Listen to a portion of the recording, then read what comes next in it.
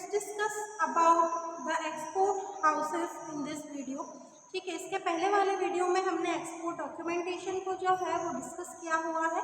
हम आज export house को क्या करेंगे, डिस्कस करेंगे, उसके बारे में स्टडी करेंगे क्या होते हैं एक्सपोर्ट हाउसेस।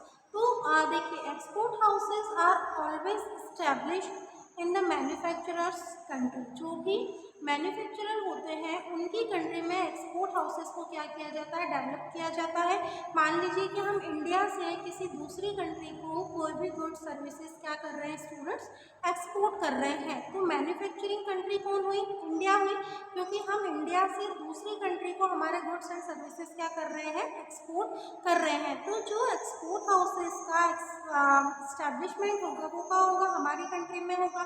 सेम वे अगर अमेरिका से इंडिया को या कोई दूसरी कंट्री को गुड्स सर्विसेज क्या किए जा रहे हैं, एक्सपोर्ट किए जा रहे हैं, तो जो अमेरिका में यूएसए में जो एक्सपोर्ट हाउसेस होंगे उनका एस्टेब्लिशमेंट भी उसी ओरिजिन कंट्री में होगा जहाँ से उनकी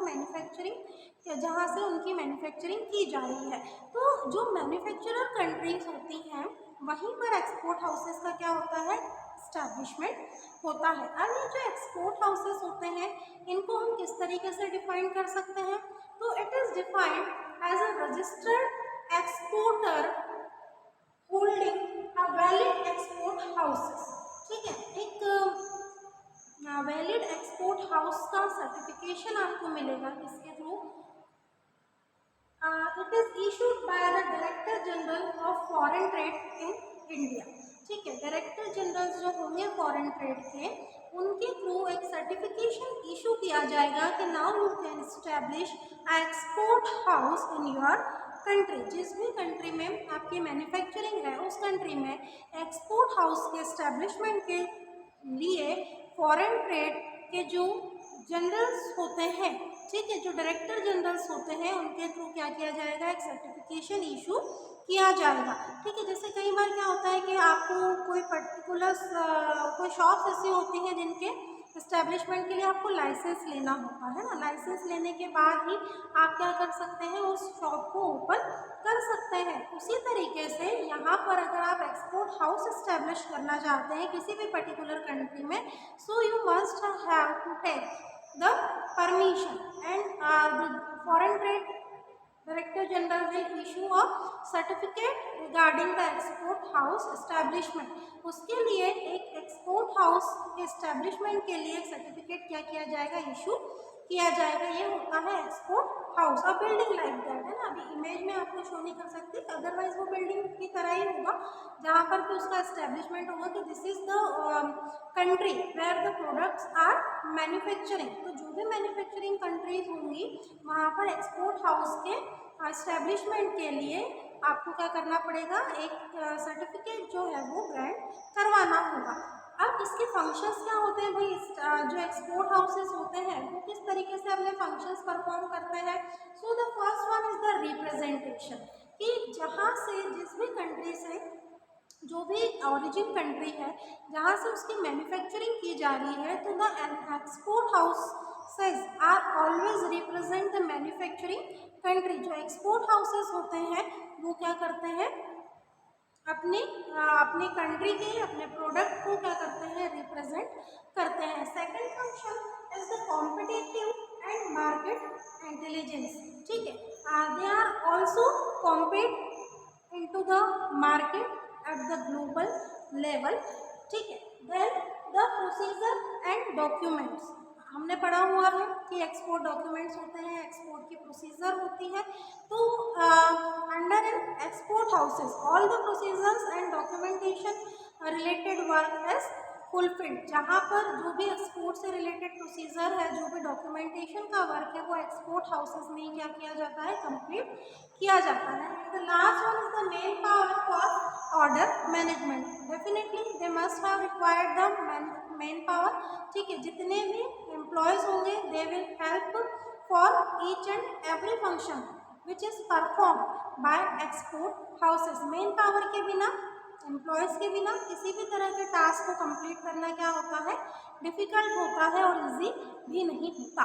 तो जितने भी फंक्शंस होते हैं एक्सपोर्ट हाउसेस के थ्रू जो कंप्लीट किए जाते हैं उनमें सभी में मेन पावर का इन्वॉल्वमेंट होता ही होता है। मेन पावर के बिना आप प्रोसीजर डॉक्यूमेंटेशन रिगार्डिंग वर्क कुछ भी कंप्लीट नहीं कर सकते। मेन पावर ही तो है जो आपके प्रोडक्ट्स एंड सर्विसेज को मैन्युफैक्चर कर रहे हैं, जिसके थ्रू आप अपनी कंट्री को रिप्रेजेंट कर पा रहे हैं। आप एक कॉम्पिटिटिव वर्ल्ड में कॉम्पीट कर पा रहे हैं अपने प्रोडक्ट्स एंड सर्विसेज के through, but they all products and services are manufactured by the employees by the main power only। ठीक है, तो these are the functions which is performed by the export houses।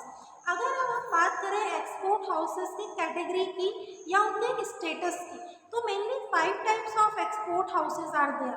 जैसे सबसे पहले क्या होगा आपका वन स्टार एक्सपोर्ट हाउस। क्या कहा मैंने? 1 स्टार एक्सपोर्ट हाउस। इसी तरीके से 2 star, 3 star, 4 star and 5 star export houses होते हैं। ठीक है, और ये जो 1 से लेकर 5 तक के 1 to 5 स्टार एक्सपोर्ट हाउस जो होते हैं उनको मीन्स एक रैंक जो होती है वो मिली हुई होती है ना। इस तरीके से एक्सपोर्ट हाउसेस का कैटेगराइजेशन जो हम करते हैं 1 स्टार एक्सपोर्ट हाउस से लेकर 5 स्टार एक्सपोर्ट हाउस तक होता है। This is all about the export houses. Some are the advantages of export houses are also there, कि भाई जो भी एक्सपोर्ट हाउसेस होंगे तो उनके जो एडवांटेज है या उनके जो बेनिफिट्स हैं वो क्या होंगे।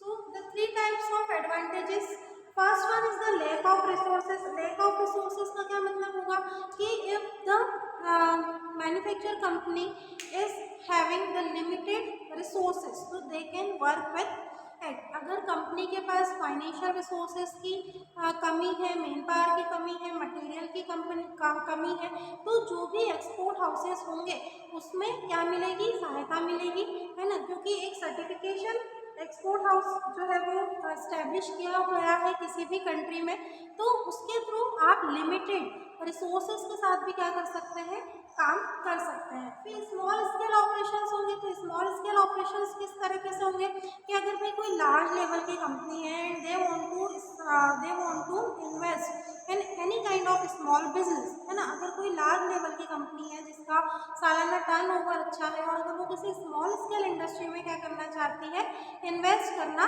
चाहती है, तो यहाँ से उसको क्या मिल सकता है, एक्सपोर्ट हाउसेस की सहायता से की हेल्प से वो खुद अपना इस तरीके के किसी भी स्मॉल इंडस्ट्री में इन्वेस्ट कर सकते हैं। And the last advantage is marketing, कि एक्सपोर्ट हाउसेस की हेल्प से मार्केटिंग रिलेटेड एक्टिविटीज़ में भी क्या मिलती है, हेल्प मिलती है। तो इस तरीके के 3 एडवांटेजेस एक्सपोर्ट हाउसेस के थ्रू हमको देखने को मिलते हैं। Now this video is completed. In our next video we will discuss about the important topic and it will be export procedure. Thank you.